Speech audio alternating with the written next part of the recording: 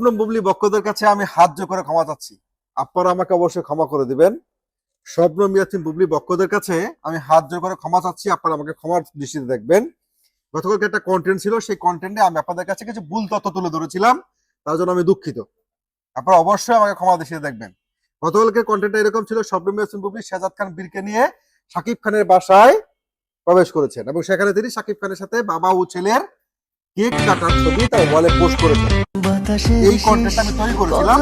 আমি সেটা বলেছিলাম যে এই কন্টেন্টটা তো গুরুত্বপূর্ণ হলে বা এই ছবিটা তো গুরুত্বপূর্ণ হলে শাকিব খান তার ওয়াল থেকে পোস্ট করলো না।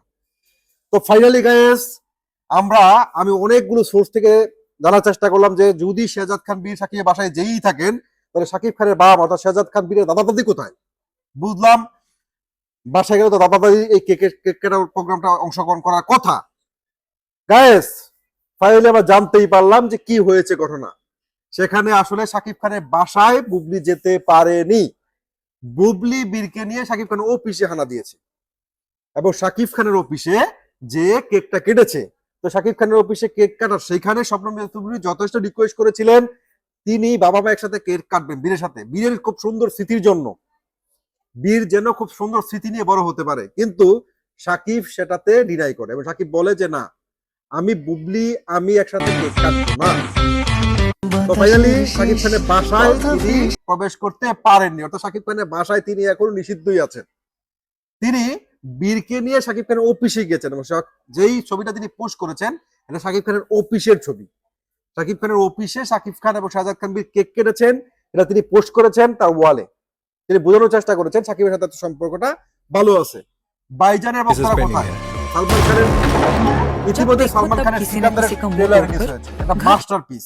যারা সালমান খানের এই সিকান্দারকে রিমিক্স, কপি পেস্ট, রিমেক কত কিছু বলেছেন যে এটা নাকি থালাপাতি বিজয় সরকার ছবির রিমেক, তাদের মুখে সালমান খান তো বুট পরেন, বুট, সে বুট দিয়ে লাথি মারছে সালমান খান। সিকান্দার যে মাস্টারপিস এটা ট্রেলার থেকে বোঝা গেছে একটা রিয়েল কন্টেন্ট এবং এটা যে কোনো কন্টেন্টকে রিমেক করা হয়নি। এই কন্টেন্টটা যে 100% অরিজিনাল কন্টেন্ট, এটা কিন্তু ট্রেলারের পরে ইতিমধ্যে রিভিল হয়ে গেছে। ভাইজানের বক্তরা অবশ্যই সিকান্দারের জন্য এক্সাইটেড। এদিকে শবনম বুবলি শাহজাদ খান বীরকে নিয়ে শাকিব খানের অফিসে গেছেন।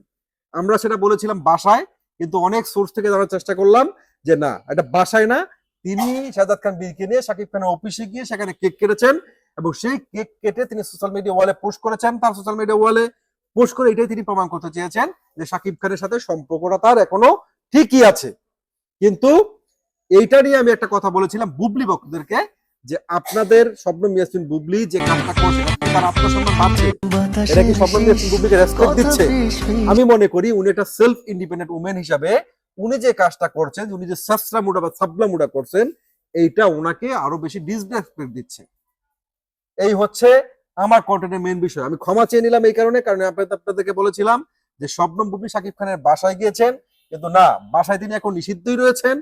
তিনি বীরকে নিয়ে কেক নিয়ে গিয়ে উপস্থিত হয়েছেন শাকিব খানের অফিসে। সেইখানে তিনি চেষ্টা করেছিলেন একসাথে বাবা মা থেকে কেক কেটে।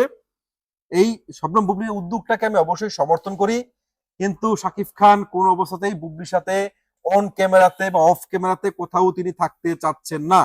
তিনি বুবলি চাপাটা টোটালি ক্লোজ করে দিয়েছেন, টোটালি ক্লোজ।